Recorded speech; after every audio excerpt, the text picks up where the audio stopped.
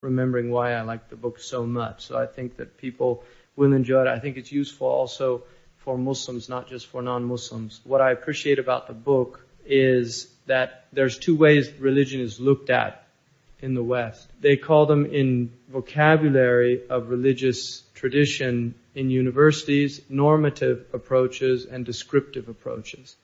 A descriptive approach is the more common approach. It's the anthropological approach. It's an approach that looks at how a religion manifests itself in a society, how people behave, how they express their religion, the practices. This will include folk practices as well as practices instituted by the religion. It will also bring up some very bizarre things, because human beings do very strange things, and they will often do them in the name of religion. And so that will be seen as part of the religion. And that, from the perspective of a scholar of the religion, by a scholar I mean a devotional scholar, because again, in the West they differentiate between devotional scholars and between scholars, what Dr. Cleary sometimes calls scholars for dollars.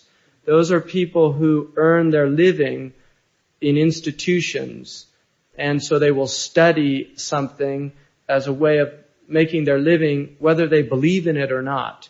And so many people will teach religion that don't believe in religion. And they will tend, that perspective of religion will taint the way they teach the religion. And I went through a religious studies program at California University. There was an incredible difference for me between the classes that I took with somebody who was actually working within a tradition and was a believer in a tradition. He was a devout Catholic with a deep interest in Zen Buddhism, and the classes that were done by people that did not believe in religion. The type of approach that's taken by somebody that does not believe in religion, even if they're attempting to be objective, it will still taint their view of religion. And that's the nature of human beings. We look at everything through filters. And anybody that looks at Islam will look at it through filters. Now, Muslims will look at their religion invariably, and they point this out in the introduction, defensively, because they believe in it, whether they really understand the religious tradition or not. There are some Muslims out there that I think if they found out what their religion really said, they might even leave their religion, because it's inconsistent with their view of the world. There are other Muslims, and I think it's the vast majority of them, that it will only strengthen their conviction in their religion the more they got to know their religion.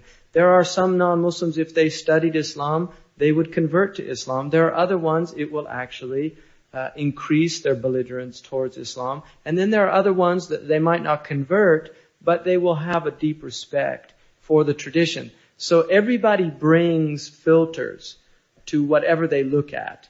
And they admit that in the introduction of the book.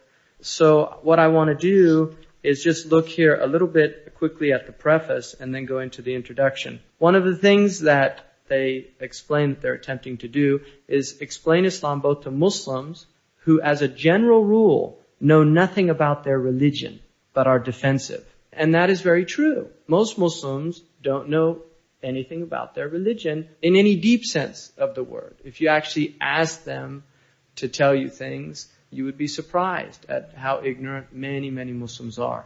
And then to Westerners who know nothing but are instinctively hostile. So you're dealing in an environment. One of the things that Dr. Cleary says in his book, it's an introduction in his book called Zen Koans.